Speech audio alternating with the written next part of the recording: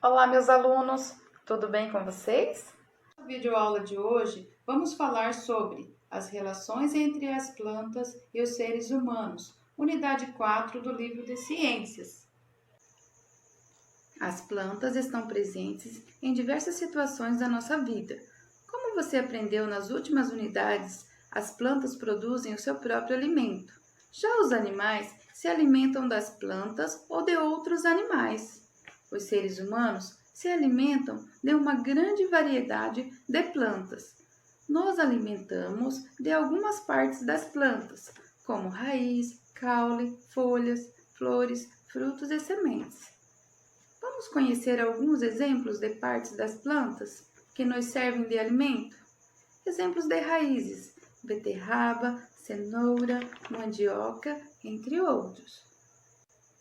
Exemplos de caules: aipo, aspargo, cana-de-açúcar, entre outros. Exemplos de folhas: alface, espinafre, rúcula, entre outros. Exemplos de flores: alcachofra, brócolis e couve-flor. Exemplos de frutos: abacate, laranja, melão, entre outros. Exemplos de sementes: amendoim, ervilha, feijão, entre outros. Curiosidade: você sabia que a batata comum também é chamada de batata inglesa?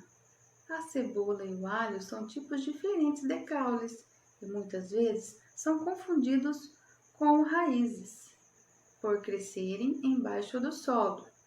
As batatas comuns são tipos de caule subterrâneo, ou seja, que se desenvolve embaixo do solo. Elas se diferenciam das raízes por apresentarem botões, vegetativos ou gemas, que são estruturas que se desenvolvem a partir do caule.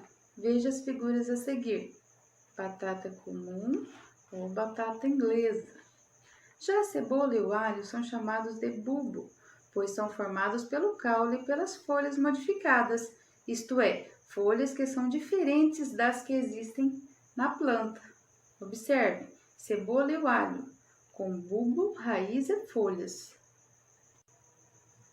Você sabia que as verduras e os legumes também podem ser chamados de hortaliças?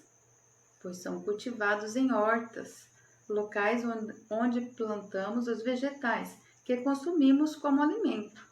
As hortaliças podem ser cultivadas diretamente no solo, em caixas ou até mesmo em vasos.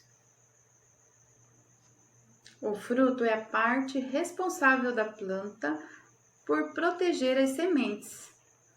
Exemplos: goiabas, kiwis e pêssegos são exemplos de frutos que são popularmente chamados de frutas. Alguns frutos, porém, são considerados legumes, como o tomate e a abóbora. Essa classificação também é geralmente utilizada para se referir às raízes, aos caules e às sementes das plantas que nos servem de alimento.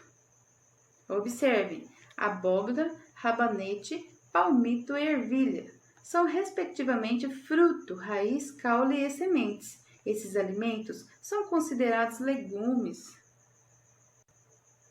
Já as folhas e flores das plantas que são utilizadas como alimento são chamadas, pela maioria das pessoas, de verduras. Observem: o repolho é uma folha, a couve-flor e o brócolis são flores.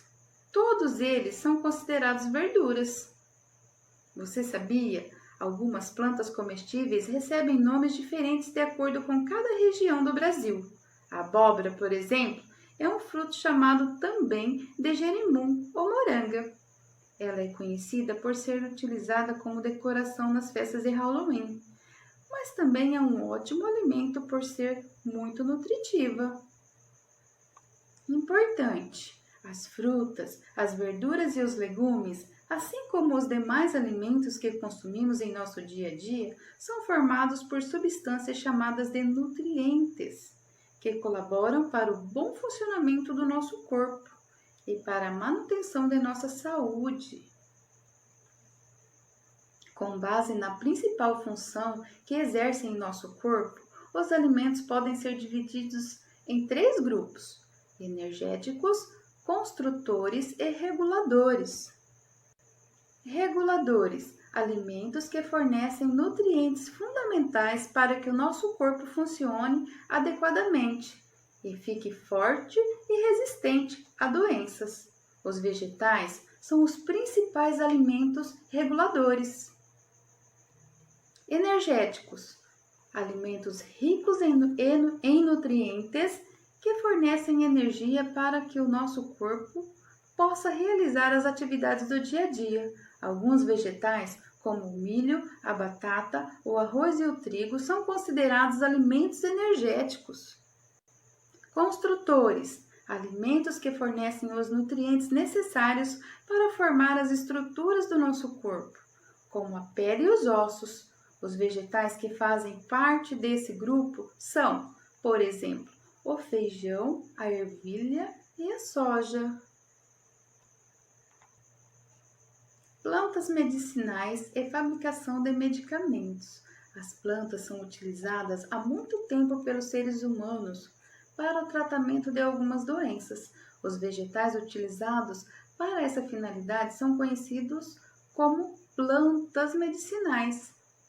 Elas podem ser usadas em sua forma natural, ou seja, da mesma maneira em que se encontram no ambiente, ou em forma de chá, pomadas, entre outros.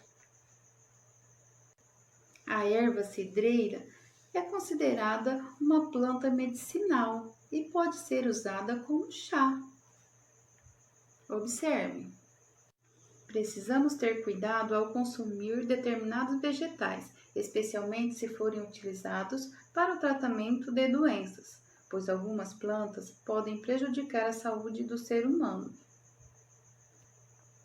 Como você aprendeu na unidade anterior, as plantas fabricam seu próprio alimento por meio de um processo chamado fotossíntese.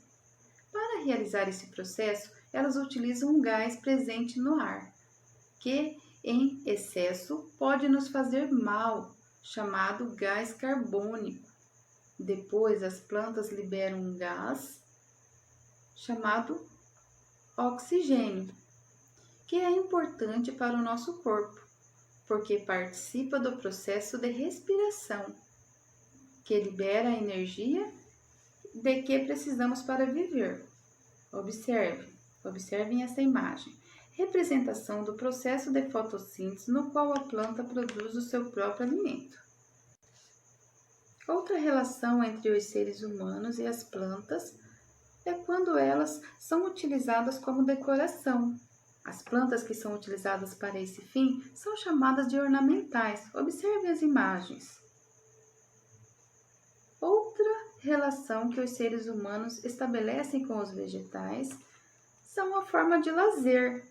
As crianças costumam utilizar as plantas em suas brincadeiras, como subir em árvores ou utilizando-as como esconderijo.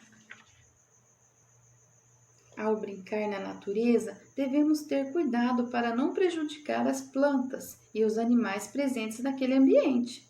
Lembre-se de que fazemos parte da natureza e devemos respeitar todos os demais componentes do ambiente, certo? Encerramos por aqui. Beijos com sabor de saudades. Até a nossa próxima videoaula. Beijo. Tchau, tchau.